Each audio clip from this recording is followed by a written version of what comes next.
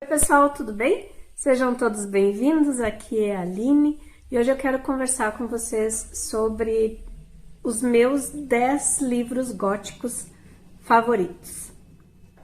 Eu amo leitura de terror, horror e gótico, e o gótico ele tem esse fascínio, eu acho, devido às construções antigas, a gente se imaginar, eu acho, em castelos, em abadias, em lugares enormes assim e carregados de história.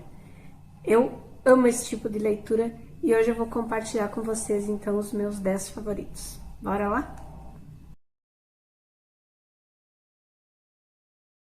Recentemente eu entrei num grupo de leitura aqui de Passo Fundo que se chama Magnólias e o livro que as meninas escolheram para ler agora em fevereiro é O Retrato de Dorian Gray. Para mim vai ser uma releitura, porque eu pretendo fazer, faz muito tempo que eu li, e eu adoro esse livro. E daí me surgiu a ideia assim, eu tenho livros vídeos, mais antigos aqui no canal, onde eu trouxe mais livros de terror. Tem alguns que estão aqui, mas eu ainda não tinha feito assim só de livros góticos. E daí eu pensei, é uma oportunidade, vamos trazer, né? Porque é um tema que eu gosto muito, é um gênero literário que eu adoro. Então vamos começar pelo Retrato de Dorian Gray, do Oscar Wilde. Essa minha edição aqui é a da Dark Side. Aqui nós temos a obra completa, porque primeiramente a obra foi publicada com diversas partes censuradas e aqui nós temos ela completinha. O Oscar Wilde teve que rever a sua obra após a primeira publicação e ele lutou muito para conseguir publicar ela na íntegra, como ele tinha escrito. E nós temos tudo isso aqui nessa obra. É uma história que é muito boa. A gente vai acompanhar aqui o Dorian Gray, que é um jovem muito bonito, que está sendo inserido na sociedade londrina. E outros dois personagens que a gente vai acompanhar aqui também é o Basil, que é um nobre que convida o Dorian Gray para ser o seu modelo numa pintura, onde ele vai fazer um retrato.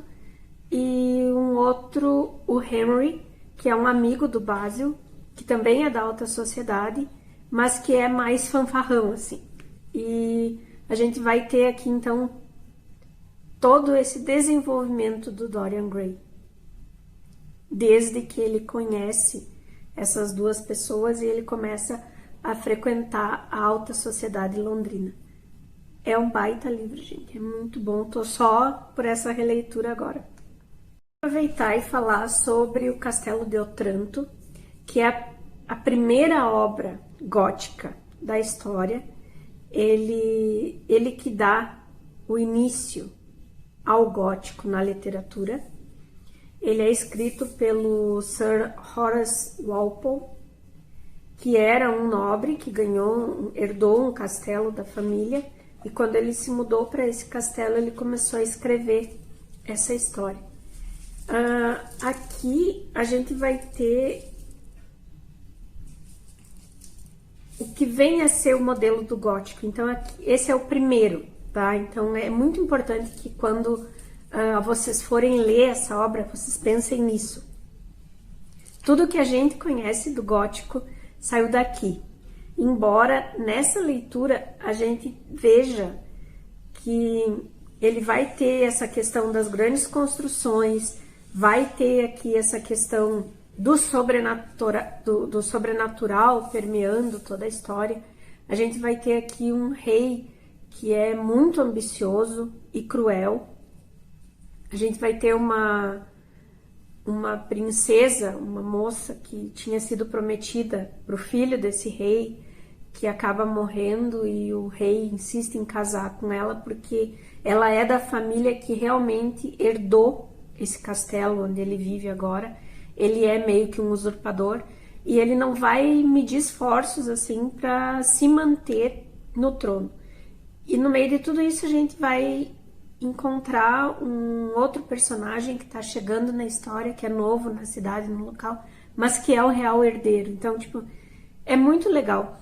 Mas a gente lendo, depois de conhecer e de ter lido tantas obras que vieram depois dele, ele acaba sendo até meio puxado pro pastelão, sabe? A leitura dele acaba virando um pastelão, assim, pra mim, né? Mas, dito isso, vale super a pena a leitura, até por ser o primeiro, sabe? Pra gente conhecer a origem, tá? O Castelo de Otranto, perdão. Depois, eu vou falar da obra do Henry James, A Outra Volta do Parafuso, que a gente vai ter essa história de terror, muito gótica, porque se passa numa casa enorme. A gente vai ter um grupo de amigos conversando sobre casos de terror, enfim, e um deles vai puxar essa história de uma pessoa que ele conheceu, que escreveu, que tem diversas anotações falando sobre uma casa onde as crianças tinham contato com seres que os demais não viam, enfim. É uma história muito boa, é muito bem escrita, ela é curtinha também. E tem também, gente, uma série que foi feita, tem na Netflix, que é baseada, né, não é exatamente, mas é baseada, que é a Maldição da Mansão Bly, se não me engano. Eu vou deixar aqui, tá? Na descrição do vídeo, eu vou deixar todos o que eu tiver já de vídeo de cada livro, eu vou deixar na descrição o link. E da série também, para vocês, quem tiver interesse, dar uma olhada. Ficou bem boa a série, baseada nessa obra. Não posso deixar de falar, né, no gótico de Morro dos Ventos Uivantes, da Emily Brontë. Esse livro é uma história de amor e ódio que eu tenho com ele, que é algo assim. Eu li 2 vezes já essa obra. A primeira vez eu li, eu era bem novinha e não tinha me atentado assim a muita coisa, mas na segunda leitura que eu fiz, mais madura já, adulta, eu fiquei com essa relação mesmo de amor e ódio com os principais personagens aqui, que é a Catherine e o Heathcliff. Mas é uma história que ela é muito bem escrita. Ela é tão bem escrita que ela te dá essa quantia enorme de sensações, assim, e é um vira-página. Eu não conseguia parar de ler. A gente tem aqui essa questão do sobrenatural em relação à casa que é herdada. Nós temos aqui essa relação do gótico com a casa enorme onde a Catherine viveu, e a gente tem essa relação com as charnecas e com o espaço, o ambiente, a fazenda que envolve toda essa história, e que os personagens mais recentes que vão nos contando o que aconteceu. É incrível, é um livro maravilhoso, por favor, leiam. Que ele é uma história gótica, mas ela tem uma questão investigativa muito forte, que é uma história do Sherlock Holmes, O Cão dos Baskerville, do Sir Arthur Conan Doyle. Aqui a gente vai ter, numa cidade pequena, próxima a Londres, uma família tá falando que eles são amaldiçoados, que sempre as pessoas os herdeiros acabam morrendo muito jovens. E o Sherlock, enquanto tá cuidando de algumas coisas em Londres, pede pro Watson que vá até essa cidade e veja o que está acontecendo. E depois ele vai até lá e ajuda a desvendar. Eu amo Sherlock Holmes. Essas histórias elas são tão inteligentes, elas são tão bem escritas, elas são tão bem boladas, a gente aprende tanto lendo. E aqui a gente vai ter o Sherlock Holmes resolvendo um caso que a princípio parece sobrenatural. Então, para mim, essa obra aqui é muito boa, é maravilhosa. Do Edgar Allan Poe, eu vou dizer para vocês, eu tenho as duas edições da Dark Side que trazem a maior parte da obra dele, se não a obra completa, não tenho certeza.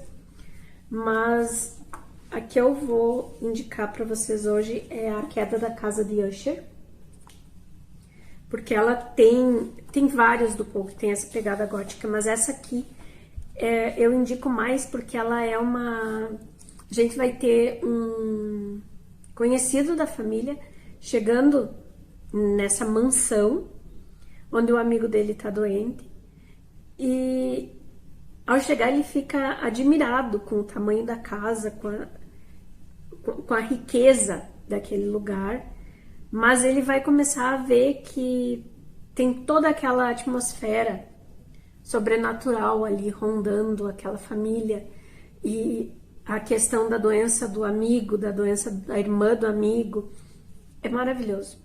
Leiam A Queda da Casa de Usher. Também foi feita uma série na Netflix, mas que da Casa de Usher mesmo, ela nos traz, se não me engano, é só o último episódio, ela traz em cada episódio uma homenagem a algum conto do Poe, através daquela família ali, mas próximo à Queda da Casa de Usher é o último episódio mesmo. Mas vale muito a pena, tá? A leitura, eu super indico. E por fim, eu deixei do gótico Os Meus Queridos Vampiros. Eu adoro história de vampiro. Não podia faltar o Drácula, de Bram Stoker, que é o meu livro favorito da vida. Não tem, nada bate pra mim até agora, pelo menos nada bateu. Essa edição aqui também é da Dark Side.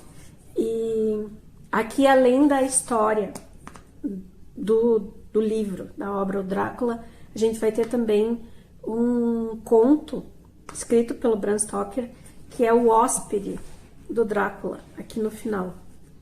A primeira vez que eu li foi aqui nessa edição. Deixa eu ver aqui para mostrar para vocês. E é uma história muito boa que eu acho que sempre tinha que ir junto, assim, esse conto sempre devia ir junto com a obra. Porque é um conto muito bom, ele é curtinho também, mas eu amei. A história do Drácula, a maioria já conhece, né? Mas a gente vai ter esse jovem advogado que está indo de Londres para Romênia para levar a documentação para um conde que quer adquirir algumas terras em Londres. E toda essa viagem do Jonathan até a Romênia, ela é narrada através do diário dele. E ela é tão boa, ela é tão bem escrita, ela é tão rica, que a gente vai acompanhando todas as sensações dele em relação ao local onde ele está indo.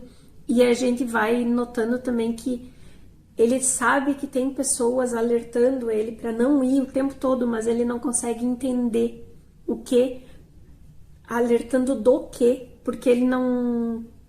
É a primeira vez que ele vai ali e ele não conhece aquela cultura, então ele não entende muito bem as crenças que estão envoltas nessas pessoas que estão tentando salvar ele. É maravilhoso, né? Por favor, se você não leu Drácula, leia, porque você vai amar. É muito bem escrito. Depois eu tenho A Morta Apaixonada, do Gautier, que é de 1836. Essa minha edição aqui foi do Catarse, da editora Wish, junto com o Sebo Clepsydra. Eles fizeram 2 edições e as 2 estão aqui, vou mostrar para vocês. A Morta Apaixonada foi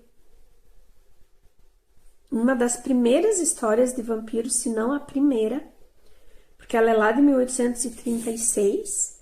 E também do Catarse, eu tenho essa aqui da Carmila, que é também da editora Wish e do Sebo Clepsydra, que é de 1872, a Carmila. Aqui nós vamos ter a história de 2 mulheres vampiras, e é aqui que a gente vai conhecer toda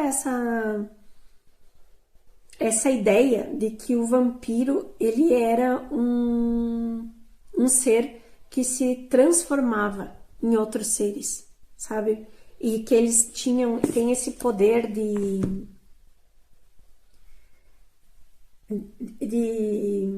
enfeitiçar a pessoa para que a pessoa acabe se entregando. E essa questão da mutação também, que lá no Drácula a gente vai ter o Drácula se transformando em ratos, em lobos, em morcego, e aqui a gente vai ter ela se transformando primeiramente em névoa, no caso da Morta Apaixonada, e no caso da Carmila, em gato e em outros animais pequenos. Então, assim, a gente consegue, através dessas leituras, ir vendo a evolução que tanto a cultura pop, como o cinema, como outros autores depois foram dando para esse personagem do vampiro. São histórias bem curtinhas também, mas são ótimas, são muito boas para serem lidas, tá? Eu adoro e super indico. E por último aqui eu deixei o Vampiro, do Polidori. Essa minha edição aqui também é lá do Catarse. Foi uma edição feita pelo Clepsydra também. E aqui a gente vai ter o conto O Vampiro, com diversas cartas, diversas postagens nos jornais, matérias de jornal da época. É 1819 aqui, se não me engano. Porque esse aqui foi do bicentenário da obra, dos 200 anos. Se não me engano, a primeira publicação dele foi... Deixa eu ver aqui. Foi 1820. E daí essa edição aqui é de 2020. Mas aqui então a gente vai ter esse conto do vampiro, que é um lord também, que se apresenta na nobreza britânica e conhece um rapaz que também está sendo apresentado à nobreza, e esse rapaz vai primeiramente se encantar por essa pessoa tão diferente, tão brilhante, tão incrível. E conforme o tempo vai passando e eles têm a oportunidade de viajarem juntos, ele vai descobrindo que essa pessoa não é boa, que essa pessoa não é sequer uma pessoa, e ele vai se deparar com uma pessoa que por fora é muito linda, mas que internamente é um monstro. É muito bom também, é bem curtinho, mas vale super a pena. Então hoje eu vou ficando por aqui. São esses os meus 10 favoritos. Eu quero fazer um vídeo contando para vocês os próximos que eu quero ler, que a lista é enorme também. Mas hoje eu vou ficando por aqui, tá? Eu vou deixar aqui na descrição do vídeo o link de todos os livros que eu já fiz resenha aqui no canal, o link dos vídeos e das séries que eu indiquei, tá bom? Muito obrigada por ficarem comigo até aqui. Deixem um legal pra mim. Se não é inscrito ainda, se inscreva, por favor. Beijos e até a próxima. Tchau, tchau.